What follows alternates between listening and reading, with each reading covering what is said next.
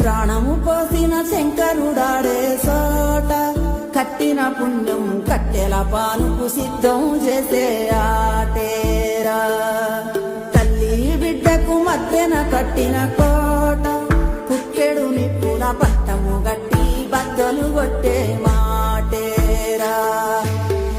కన్న పేగు సంబంధమే కోరుకున్న ఆనందమే కొన్నితోటి తీర్చగా వచ్చే ఈ పాశం కాలమంతా నీకోసమే వేసి ఉన్న ఈ ప్రాణమే పొంది వీడిసే